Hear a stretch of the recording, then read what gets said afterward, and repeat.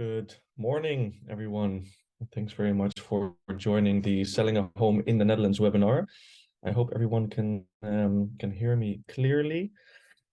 All right, cool. Thanks very much. So, introduction of myself. Well, you see me on the screen. Hopefully, you also see my video as well. My name is Ludo. I'm an expat housing specialist at Expat Housing Network. Well, expert is a big word, but I am primarily focused on the Amsterdam area, the greater Amsterdam area. So we also focus on, well, Zaandam, Haarlem, Almere, Amstelveen, anything in the proximity of Amsterdam and Amsterdam itself, of course. I'm from the Netherlands, born and raised, actually born in Amstelveen, but then rather quickly moved to Amsterdam and well, have been there for the majority of my life. However, I've also lived in the US for a couple of years as an expat myself. Did the majority of my studies there, but couldn't resist coming back to the most beautiful city out there, which in my opinion is Amsterdam. So I'm very, very happy here. I'm a proud father, not yet of kids. Who knows what the future will bring, but currently of two cats. So if you guys are lucky, they might jump in front of the screen. They're quite a fan of attention. So who knows? And well, I've lived in so many places in Amsterdam. Currently living in a monumental house in Amsterdam North. I actually bought a couple of months ago my new house in Amsterdam North. Super happy. Well, you can imagine having a monumental house has its pros and its cons. I've also lived in a property from the 80s, which again has certain specifics. Have lived in the Jordaan for a very long time. Well, anyone that lives in Amsterdam knows the Jordaan, but for people outside of Amsterdam, it's a very old part of the city. So the property I was living in was from, I think, 1785. So that's a very, very old. So I've seen it all. Now living in a nice monumental property. What are we going to be talking about today? Work with me. Yeah, there we go. So what are we going to be talking about? Well, a little bit of an introduction to EHN, Expat Housing Network. I'll share with you an overview of the current housing market. We'll give you some reasons to actually sell your house. I can already tell you there are quite some reasons, especially in the current market, to sell your house. Some things to take into consideration before you sell. Well, of course, we'll talk about some pricing, selling strategy, the timeline that you should keep in mind, and then something that is, I think, very valuable is we'll do a Q&A. So right at the end of the presentation, if you have any questions that are unanswered, feel free to pop them in the Q&A, and then yeah, we'll go through them live. We also have a colleague of mine on board today. He'll introduce himself, I think, after this slide. But in the bottom of the webinar, of the presentation, or of the Zoom call, actually, you see a button with Q&A. You can press it. You can already put in your questions there. And then Rick, my colleague, who's like I said in this call, will actually answer the question live already. So if there are any unanswered questions at the end of the webinar, we'll go through them as well. So I am giving this webinar by myself, but I'm a big believer in the fact that greatness is definitely achieved in the agency of others, meaning that we have a wonderful team at EHN. Well, the selling team right in front of you here, you saw me already. We have my lovely colleague Giovanna, who's originally from Brazil, but speaks a bunch of languages, including Dutch, which is amazing. Well, we have Matt, we have Amy, we have Lariessa, and we have Rick here as well. Rick, would you like to introduce yourself? Yes, good morning, everyone. I'm Rick. I'm also a housing specialist at Expat Housing Network. I live in Rotterdam, not in Amsterdam. So we work in the same team, me and Ludo, but sometimes there's a little bit of rivalry. And as I mentioned, or as Ludo mentioned, I'm here today to answer any questions you guys have live. So feel free to put them in the Q&A. And if they're not answered during the webinar, we will cover them at the end. All right, thanks very much, Rick. Let's get into it. Expat Housing Network. Well, some things to mention. First of all, is that we are no traditional real estate agents. That primarily comes down to the fee that we charge. It's a 1% including VAT of the purchase price, which is nationally seen rather on the lower side. We think that housing, either if it's buying, renting, or selling a house, the service should be accessible for everyone. So we don't think it's fair to charge huge prices.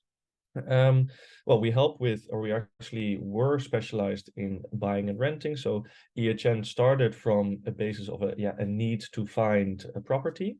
But of course, as the years followed, when we actually bought properties for our clients, at one point they wanted to start selling as well. And that's how the selling team was created. So now we also help with selling properties, but it is good to mention that it comes from the expertise of buying, which is, I think, a very big plus, so that we know what it's like as a buyer in the market, and it's very easy to change our services in a way that we know exactly what a potential buyer wants, so that we can sell at the highest purchase price, but also in the most smoothest way possible.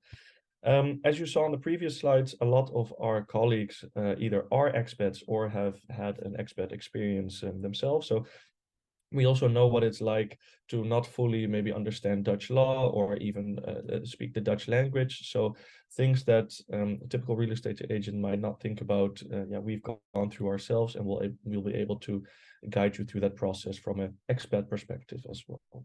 So the current market. Well, I think that the majority, I mean, it's such a hot topic nowadays. You'll see it in the news everywhere. The market is definitely specific in a certain way. Why is that? It's rather a seller's market, which is very, very interesting for everyone here in the webinar today. And that has to do primarily with the fact that there are high rents, and with the new measures that are coming, it's expected that the rent will keep on rising as well, which indirectly makes it more attractive for buyers to buy. However, there's quite a lack of supply currently. There are a lot less properties being built compared to the goals that are set. There are a lot less people changing property. So generally speaking, there's definitely a lack of supply. Well, it's a easy economics example. When the demand is higher than the amount of properties available, prices will increase.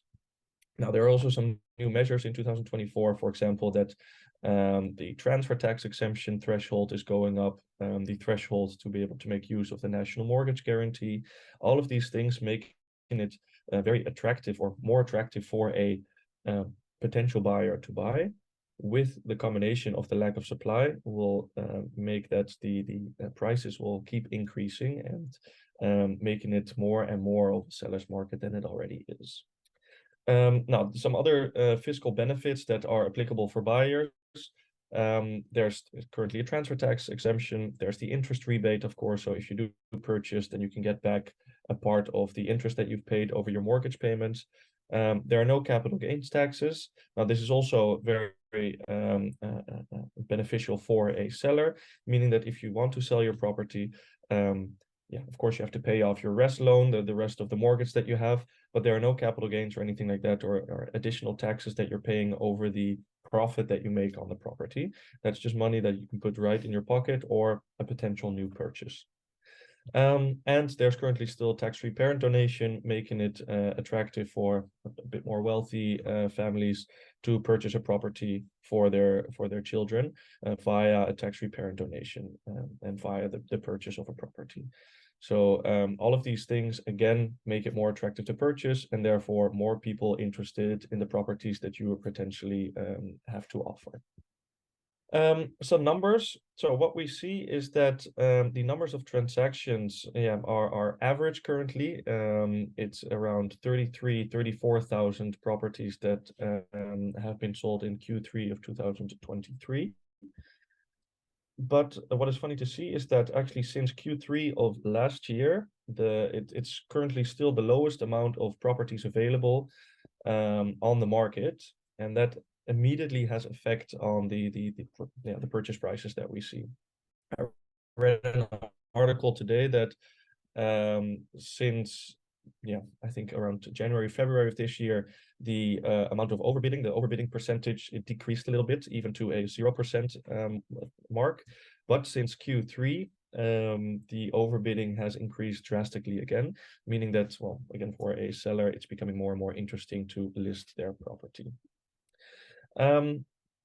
well, the previous slide, or actually this slide, directly has effect on the or is a consequence of the previous slide.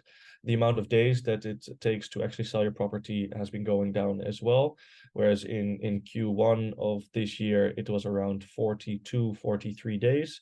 It's now around 33 days. So yeah, more than a week quicker in the turnover time.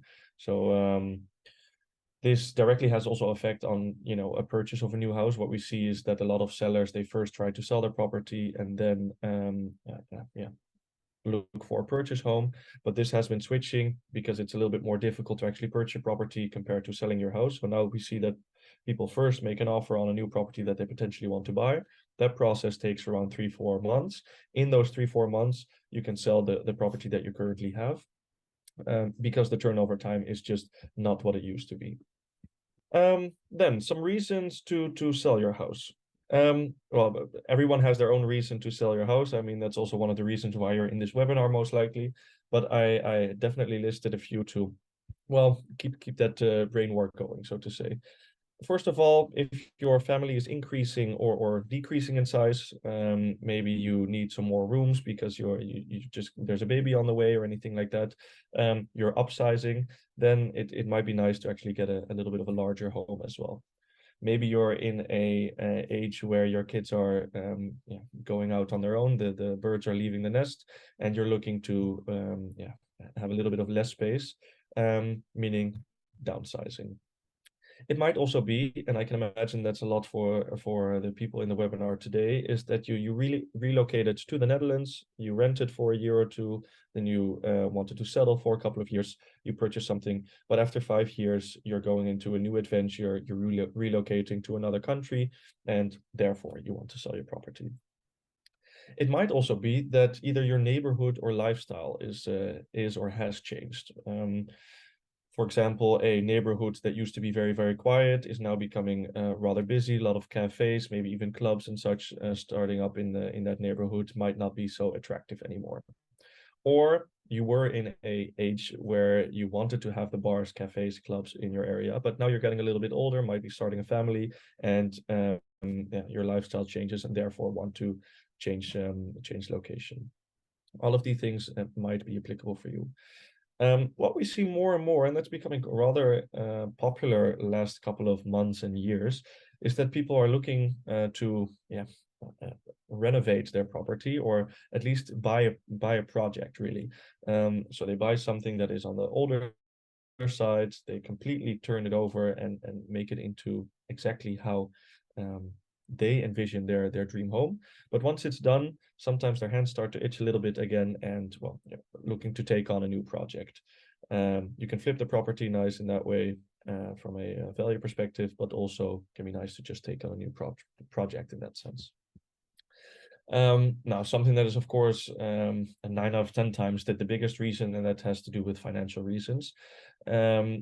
The trend has been over the last 50 to 100 years that the prices have been increasing, of course, with some waves, but trend has been going up. So value has increases either just due to market increase, again, the lack of supply and that kind of stuff, or, for example, the improvement renovations that you've made on the property.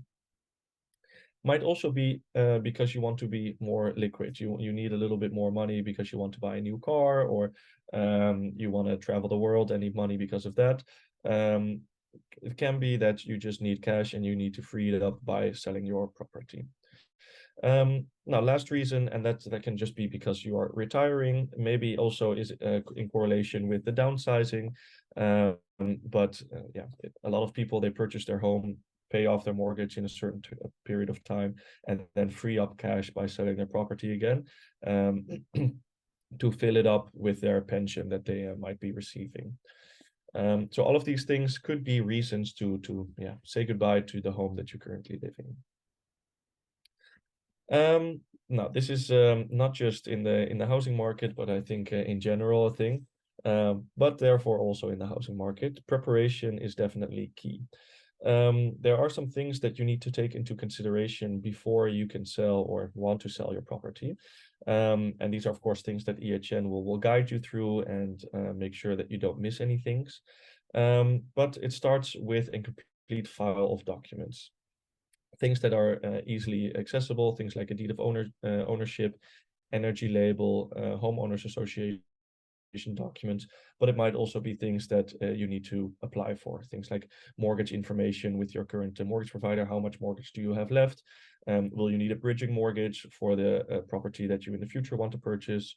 Well, if you want to upload something, you're going to need pictures as well. And maybe a year and a half ago, it was possible to do this with pictures taken by your phone, but I would always recommend to just have a professional photographer come by. So we'll need to have property photos taken. Now you want to show to a potential buyer what the floor plans look like, what potential renovation possibilities are as well. So floor plans are big key there. If the property is in a fantastic state, it might be beneficial to show this via a technical report, but this is more applicable for if the property does potentially need some renovation or maintenance. Then it can also be, especially if it's a lot of work, beneficial to already show to a potential buyer, look, we had some technical reports done, this and this and this needs to be done for the property to be in a turnkey state. You might say, well, doesn't this scare off a buyer? No, in my experience, if we can, honesty always takes us the furthest. So if we can show, look, this is the current state of the property and this works perfectly, but these are things that you might need to take into consideration to make it fully turnkey. A lot of potential buyers appreciate this, and it also makes it clear for them. The whole buying process can be very mind-boggling, so to say. So if we make it as clear as possible for a potential buyer, the chances of selling quickly and also selling at a fair and interesting purchase price for a seller, the better. And then, of course, having a consultant on your side that guides you through the whole process, aka a real estate agent, aka someone from Expat Housing Network, it's just super nice to have that on board to take that stress away from you and make sure that you meet and check all checklists. To just make sure that you're going through everything like you should. Then pricing and selling strategies. Well, there are a bunch of strategies that you can take into consideration when purchasing or when you're selling a property, but there are a few here to mention. I think first of all, it's very important to know what your property is worth before we place it online. So that means that doing a whole market value research of the property, by comparing the property with other properties that have been sold recently, so that we can know, okay, in this range we should be looking at. Well, then depending on the market, we'll come up with the pricing. 9 out of 10 times we'll list the property a little bit lower than the actual market value.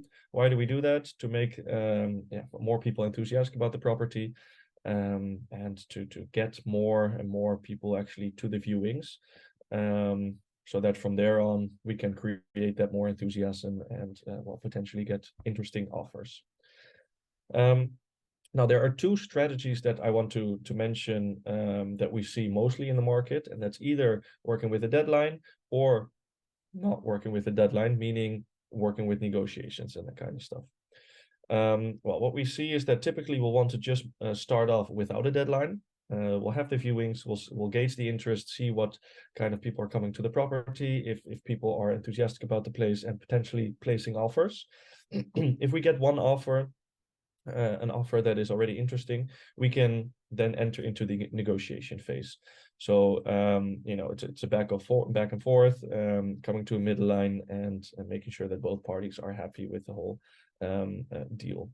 If we all of a sudden get a second, maybe a third offer, or at least hear from people that they're wanting to make an offer, we can set a deadline to receive all those offers. Now that's what you see more and more, especially in the busier cities, bigger cities like Amsterdam, Rotterdam, Haarlem, and such. What we'll do is we'll set a deadline. We'll collect all the offers, for example, on Friday, 12 o'clock. And from there on, so people immediately make their final offer. And from there on, I'll come back to you guys with all those offers. We'll go through them, see which ones are most interesting, explain why some are more interesting than others, and then we choose one and we'll go further with that party. So these are the two that you can expect to encounter in the market when selling a property. Then the timeline that you should be looking at. Well, it first off starts, of course, with preparation, right? Receiving all the documents or collecting all the documents, making sure that we have the pictures, the floor plans, everything is ready. To start off with the marketing strategy, because really what we're going to do is we're going to market the property, and make sure that people can actually get enthusiastic, right? So we'll list it on Funda, we'll list it on Paradius, make sure that all the channels are met, we'll make brochures, all that kind of stuff that will create the marketing material. Then at one point, once we think it's a good time to put the property online, we'll actually place the property online. Now, why do I say it when we think it's an interesting time? For example, placing a property online mid-August, I would never really recommend. Why is that? Because the majority of the people, especially with, if you're selling a family home, so to say, a lot of those families are bound to the children's holidays or the school holidays, and therefore will be gone between, let's say, July and September, around that area. But specifically in August, a lot of people are not in the country to view the property or will put their search on hold. So for a seller, it's not the most interesting time to put their property online. Same goes for the Christmas period, or those kinds of periods where just less people are scanning Funda, really.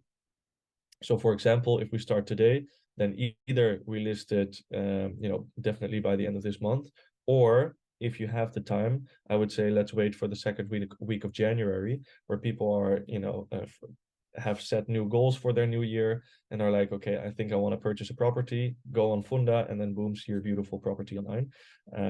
Might be something to take into consideration. Well, then we'll have a period of viewings depending on, again, the market, the kind of property, and that kind of stuff. We'll set a couple of viewing days, and then we'll guide potential buyers through the property. Based on the viewings, based on the feedback that we get, we'll either already set a deadline or we'll see what kind of offers we are receiving, if any. If we do get some offers, well, we'll either enter into negotiation phase, or I'll just go through the offers with you directly and we'll choose one. We'll have the offer accepted. Then typically between the offer accepted and actually signing a legal binding document, the potential buyers want to potentially have a technical inspection done, or they'll need an appraiser to come by, that kind of stuff. For us, it's important to have them sign that document as soon as possible, because from there on, they're binded to the purchase of the property. Keep in mind that a buyer still has a cooling off period. We as sellers do not. So from the moment that you sign the purchase agreement, we are tied to the purchase, but of course we've had a lot more time to think about putting our property online and that kind of stuff. A buyer will still need to have their mortgage application, depending on how the offer looks. If there's a mortgage clause in the purchase agreement, times might still be a little bit unstable. If they don't, well, there's more security for us. Of course, we can choose what kind of offer we have, so we have a little bit of influence in there.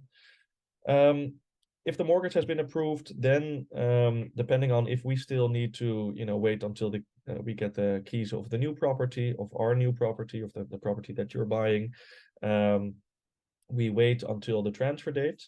Now this typically takes 2 months, something like that.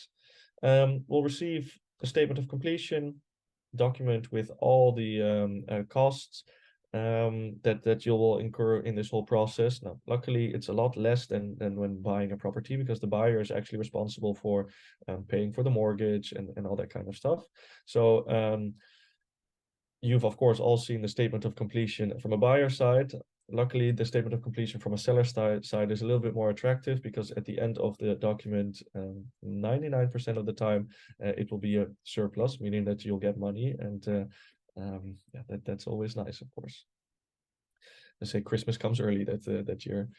Well, on the transfer date, we'll of course go to the property to make sure that it's still in the same state as the buyers have agreed upon. And then we'll go to the notary, we'll sign the transfer deed, releasing ourselves from ownership and actually transferring that to the buyer. And then the key handover will take place. and you're not the owner of the property anymore. Keep in mind, as a seller, you still are liable for the property for the first month and a half after transferring ownership. And this is just for if there are any defects to the property that you have not shared with the buyer that you should have shared with the buyer. But yeah, that is in broad lines the timeline you should be thinking of. The majority of the work will happen between preparation and an offer accepted. And from there on, it's pretty smooth sailing. Just following the steps that need to be made to make sure that the buyers can actually transfer and receive ownership. Now, I always get the question, Ludo, how long does this process typically take? Well, what we saw in a few slides before is that from the moment that the property is online and the moment that we get the offer accepted is typically 33 days. In the bigger cities, that can be a lot quicker.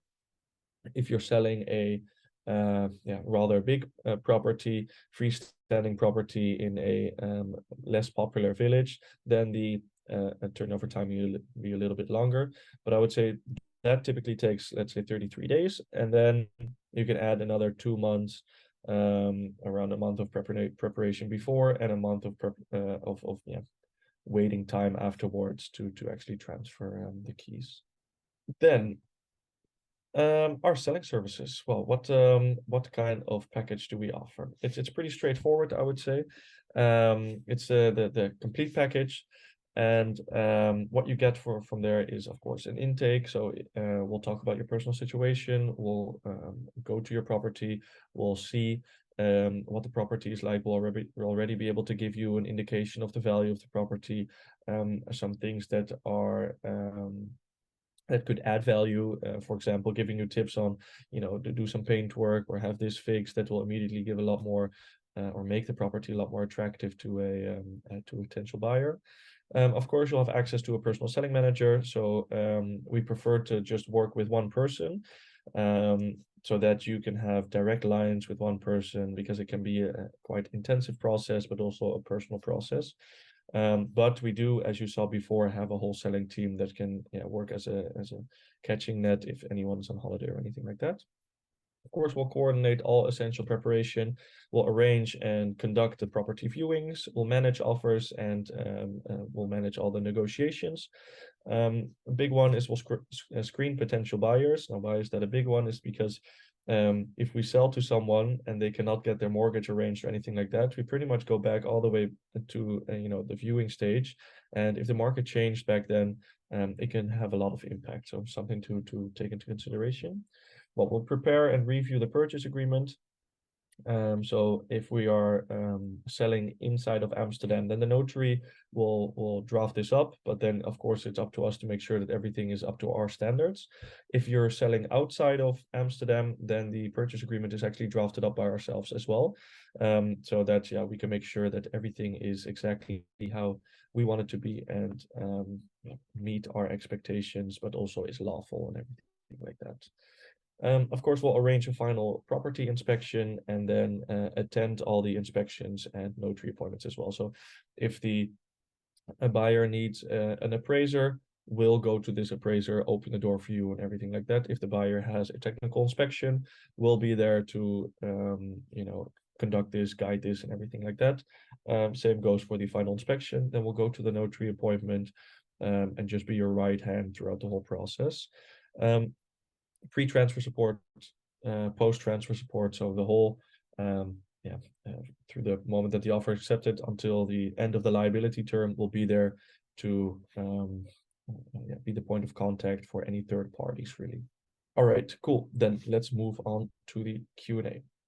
Rick, do you want to help us out with this one? Yes, it's working. Perfect. Of course, we do have some questions left. First one, how much is the tax the seller has to pay when you sell your house? Good question. That answer is 0. So you're not paying any taxes over so there's no capital gain taxes, for example, but there's also no transfer tax. Transfer tax is for the buyer. So you're not paying any taxes over the sale of your property. So all those costs related to the sale of the property or the purchase of the property actually are for the buyer. So there are no taxes for a seller in the process. Thank you. All right. Then, if your property stays on the market for a long time, let's say a year, how does it Yeah. impact the sale? Will the price drop? How long will you stay to the property? Like, are there any additional costs? Yeah, fair question. Well, if the property is listed for a year, there's obviously something that is making it unattractive for a potential buyer. It either has to do to the state of the house, of the location of the house, but generally it's just the price of the property. Maybe in that area there are properties very comparable, but with a lower purchase price or asking price, and then we need to tweak that.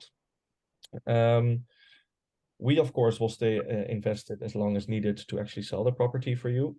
But at one point, we will need to go back to the drawing table and see, hey, do we need to either lower the asking price, or maybe we need to do small renovations on the property to make it more attractive, at least to the eye, to sell in that way. If the property, we'll never have a property online for an entire year. So what we'll do is if a property is not selling within a certain time period, we'll take it offline, maybe for a month or so, and relist it at that point, because people will start asking questions if a property has been listed for a long time. But if a property has been listed for a relatively long time, we'll just need to change the strategy. All right, thank you. Then another question from Katie. At what stage does the buyer do a technical inspection? And what happens Mhm. if there's any unseen defects discovered within 6 weeks of the sale? Is the seller liable? Yeah, good question. So the if a buyer does a technical inspection, it's typically done between getting the offer accepted and actually signing the purchase agreement. Now, we as a seller, of course, have the obligation to share as much information as possible with a potential buyer.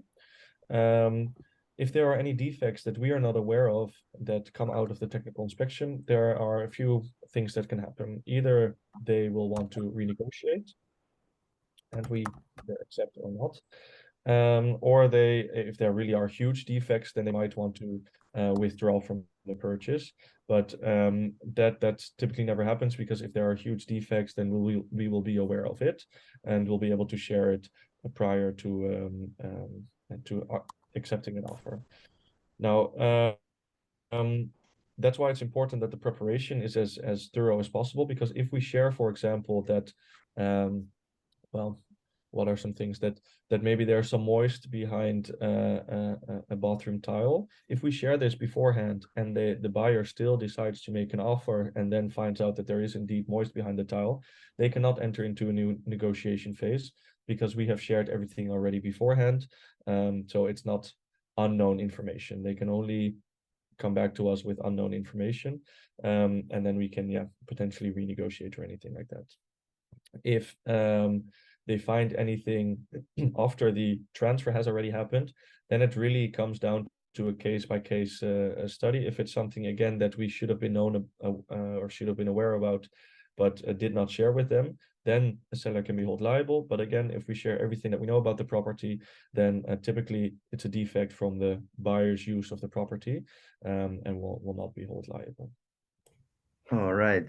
Another question about the timeline. You mentioned that the property is sold in around, let's say, 33 days, and that you need to count like 1 month before and 1 month after to complete the entire process. Is that correct? Yeah, that's I would say roughly correct. Of course, there are a lot of variables in this whole process that can influence the timeline of it, but typically three months is something that you can take into consideration. If a buyer is bounded by their rental agreement, for example, then we might need to extend for a couple of months before they can deliver. But keep in mind, especially seeing the current market, we have a lot of influence on this. We can set the rules, and a buyer either agrees to it or not. Thank Yeah. you. Another question about like the fees for a seller. Is it just the 1% fee to your agent that you pay? Um, The only cost potentially you have is if you need some new mortgage consultation or need to pay off your mortgage sooner than agreed upon, and the mortgage provider has a penalty for that. That will be for your cost, of course, but the majority of the cost will all be for the buyer. Yeah, but in Yeah. general, that's always, there's no penalties, right? And then the removal of the current mortgage, that is only paid by the seller. But that's, I think, few hundred euros, so also Yeah, not of too course, expensive. not ridiculous Um, amounts. Thank you, Ludo. Let me see. Quite some questions left. Regarding the capital gains, you mentioned that that is not the case, or no taxes have to be paid over the profit you make. Is that something that will change in the future in, let's say, a few years? Not anytime soon. With the current market, housing market, it's important that there's a continuous flow of how do you say that? Yeah, from like starters on the market all the way to elderly people, that there's a continuous flow. So if we give reasons not to sell a property, no new properties will come online, and therefore it will not help with the whole housing shortage. Because of course for a seller it's rather nice that the prices are increasing, but generally speaking, this is something that the politics is working on to make sure that it's still accessible for everyone. If we are going to give reasons for sellers not to sell property, yeah, no new properties will come online, and therefore it will not help with this greater issue that's there. So we don't expect that the capital gains taxes will disappear anytime soon. Same goes for the interest deduction scheme. All right, thank you. Then Ludo, as an Amsterdam expert, you mentioned it yourself. What do you think about the increasing values of properties close to Amsterdam? Yeah, it's a fair question. Question we get asked a lot. Isn't it a bubble? That kind of stuff. I think so. I think prices are definitely not at their peak yet. And that has to do with a lot of things, but primarily with the fact that it's very, very difficult to build new properties in the areas of Amsterdam that people want to live in. Even not just Amsterdam itself, but even places like Haarlem, Almere, Amstelveen, it's starting to get full. And these are definitely the places where people want to live. So if the demand stays where it is or even increases, and the supply doesn't increase, I expect that the prices will keep on increasing in the future. Of course, I don't have a glass globe, so it's always very difficult to predict that precisely. But based on the information that we have currently, I don't expect any drops or anything like that. Now, there are also more and more interesting tax-related measures for companies actually being set in the Netherlands, meaning that a lot more international companies are having their headquarters here in the Netherlands, and specifically in Amsterdam, in or around Amsterdam, and they're attracting new talent, of course, as well, meaning that more and more people are coming this way, not just from the Netherlands, but also outside of the Netherlands. So yeah, my answer is no, I don't expect any huge negative changes. All right, thank you. Interesting question. Should you buy first and then sell your property, or the other way around? I think currently it's more advisable to purchase something and then sell a property.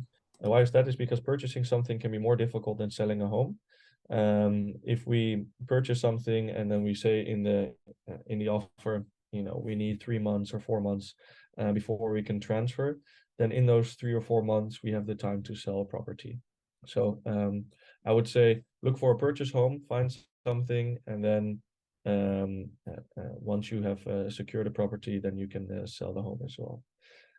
You can do these processes simultaneously as well. All right, thank you. Then a question from Sharon. Is there any regulations from the government or municipality that you cannot sell your property or rent out your property in the first 3-4 years? Good question. Depends a little bit where you're looking, or where you have purchased a home. In Amsterdam, for example, if you bought a property since this year with a WOZ value lower than 512, then you're not allowed to use the property as an investment. In other words, rent out the property for the first 4 years. Now, this really differs per municipality. Every municipality has their own rules. Rotterdam, for example, even has specific neighborhoods within the municipality that do or do not have a self-habitation obligation. That's how they call it. In regards to selling, 9 out of 10 times there are no rules on it. Only sometimes if you bought a new build property, then you have to stay owner for the first 2 years before you can sell the property again. But typically, when buying an existing build, you can just sell immediately when you received ownership. Renting it out depends a little bit on the WZ value and where you bought the property. Another question. So can you turn down an offer and let's say schedule a second viewing if like the first bid did do not meet your expectations? Yes, that is possible. So the fact that you're listing your property doesn't necessarily mean that you have to sell your property. It's not like, well, how am I going to compare it? Sometimes you have like these websites where if you get an offer accepted, let's say, or no, if you get an offer, then you kind of have to accept that offer. With properties, no, that's not the case. So if you list a property at 400 and you don't get an offer higher than 300, yeah, obviously you're not going to accept it. You're not obligated to move forward with it. You'll just reject the offer and open up viewings again. So yeah, we just keep on working until there's an offer that is in line with the asking price, or even higher, I would say. Thank you. After the final sale deed is signed at the notary, has the buyer still the right to pull out, let's say after they start living in the property? No, no, definitely not. No, so once ownership is transferred, they cannot unown it, let's say. They've received ownership.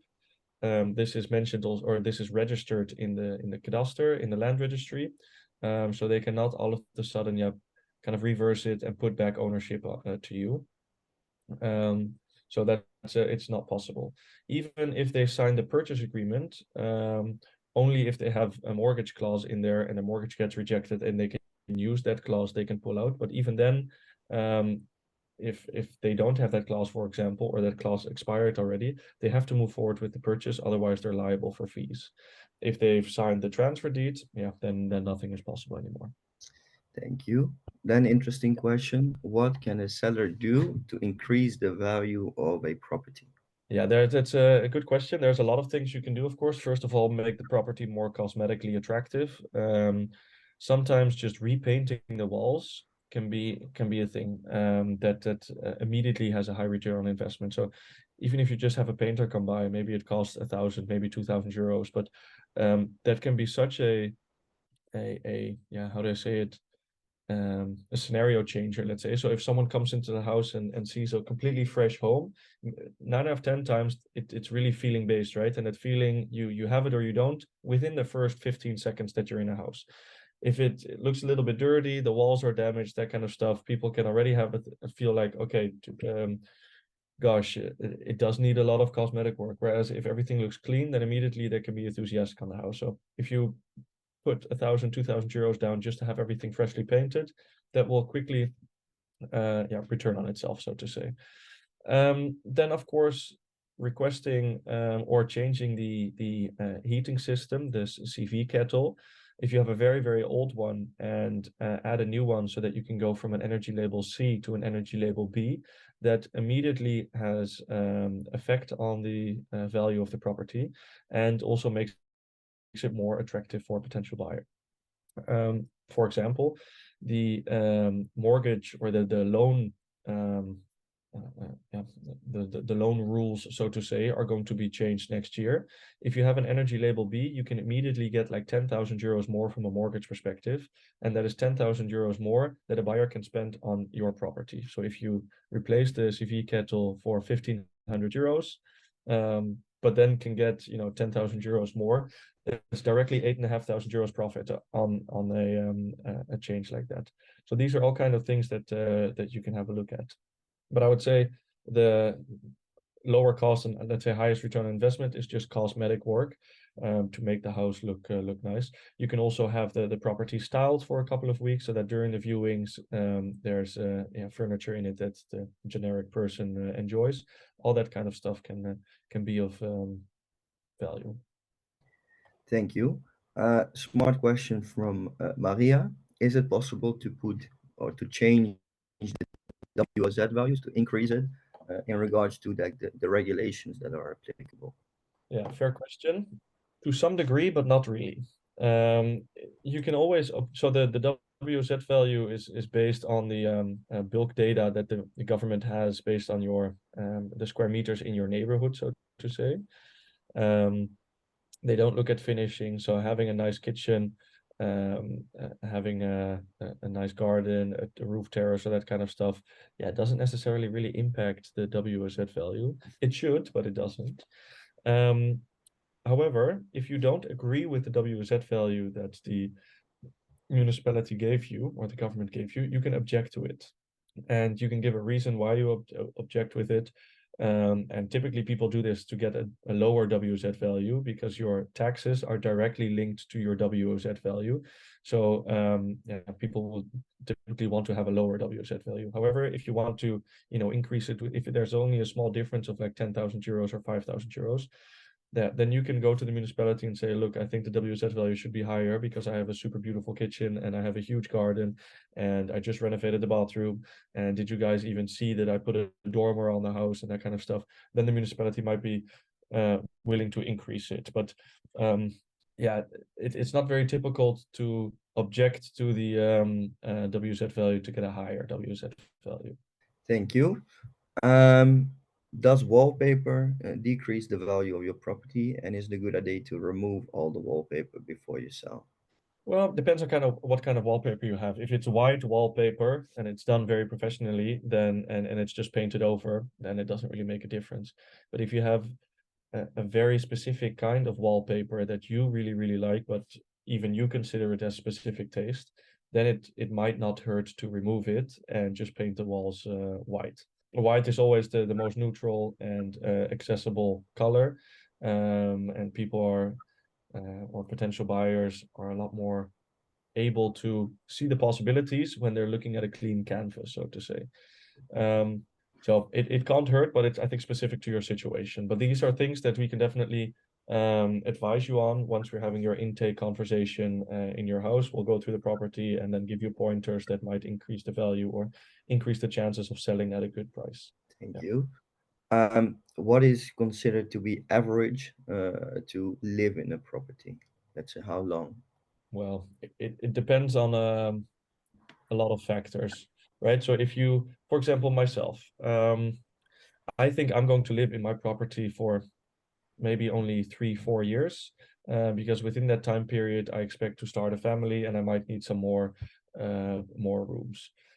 So in my age range, it might be, 3 to 5 years. But you also have people that, buy something and will stay there for the rest of time, or at least until they've paid off their whole mortgage. Um, Depending on the market, so there are a lot of variables here because, for example, if you have an interest rate fixed for 10 years and it's a very interesting interest rate. So, for example, a lot of people that are in the call today might have an interest rate at between 1% and 3%, which is definitely lower than what the current interest rate is. If you have to refinance your property in the next 10 years, yeah, your interest rate will most likely shoot up. So it can be financially wise to sell your property right before your interest rate changes. If you have an interest rate fixed at 2.5% for the next 20 or 30 years, then it might be smart to just stay in the property for that time, do some renovations, and increase value to the property that or add value to the property like that, and then sell the property from the moment that you've paid off the majority of your mortgage. Typically, you break even on your closing fees in, let's say, 2 years, and from there on, you're going to be making money in certain ways, just based on renting compared to purchasing. So I would say at least wait at least 24 months, and after that, yeah, it already starts to become financially wise. But on average, people stay between 5 to 10 years. Thank you. Is it still beneficial to buy a property, live there for 4 years, and then rent it out, or do you think selling is the better option with all the Yeah. regulations that are? I think it's still beneficial, especially if you have a property in a desirable neighborhood. Rent are going to keep on increasing. If you can stay right out of the social housing rate and you can stay in the free market, let's say, yeah, then that rent that you're going to receive on a monthly basis is going to be higher than your mortgage payments. And then it's going to make sense, right? Also, if you are going to use that property as your pension, for example, what a lot of people do, they even don't have to make a profit on it monthly, but they just keep it for the next 30 years. And once they're thinking of pension or retiring, then they sell the property and they get a buttload of cash free. So um, I think it's still beneficial, but if you have a rather smaller apartment, then you'll quickly fall into the social housing scheme, so to say, or at least the controlled rent market. And yeah, then your mortgage payments might be higher than the rent that you receive. Then typically it doesn't make too much sense to rent out your property after those 4 years. All right, thank you. Yeah, sorry to interrupt. Checking the amount of points that you have is something that we can do for you as well, to see if you will fall in the controlled rent or in the free rental market. Yeah. Yeah, yeah, for sure. A final question. Do you or EHN, does EHN help with transfer of mortgage and buying a second property without selling your first property? Yeah, of course. Or- So our selling services are not directly linked to also buying something. We can also yeah, help you with either of these process. The only thing that we are not specialized in is mortgages. Of course, we can advise you on a experiential or experience basis, but if you have specific questions or want to change your mortgage time from a residential to a buy-to-let mortgage, these types of services and being in contact with your mortgage provider is something that a mortgage advisor will be able to help you with.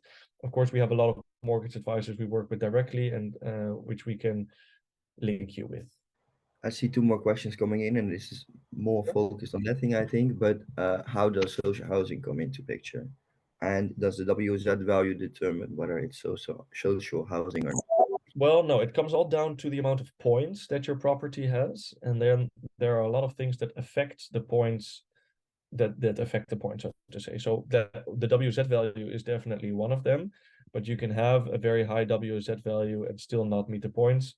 So there's yeah variables that come into play. For example, how many heated rooms you have, how many wet rooms you have, how many bedrooms in general that you have. The amount of square meters of the property, but indeed the WZ value as well.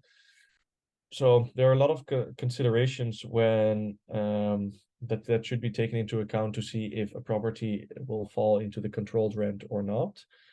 But it all comes down to the points, yeah, to the amount of points that a property has. So Exactly. that's the question is how does a property fall into the social housing or in the controlled rent? Yeah, that comes down to the amount of points that your property has, and sometimes you can play a little bit with it.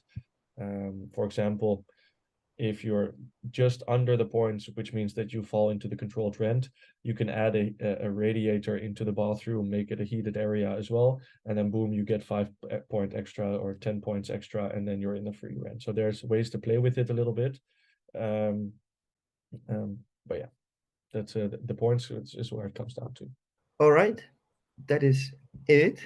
Answered a lot of questions, so well done. Fantastic.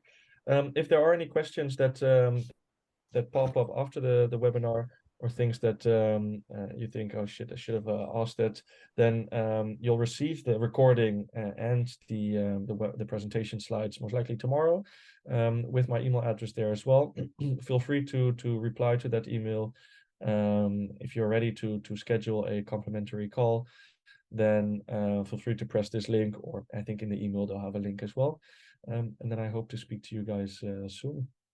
Thanks very much, Rick, for being here and answering all the questions during the webinar and then managing the Q&A. And then I'd just like to thank all the participants today. I hope the majority of the questions were answered. And then let's stay in touch. Have a good day, guys. Enjoy the rest of your day.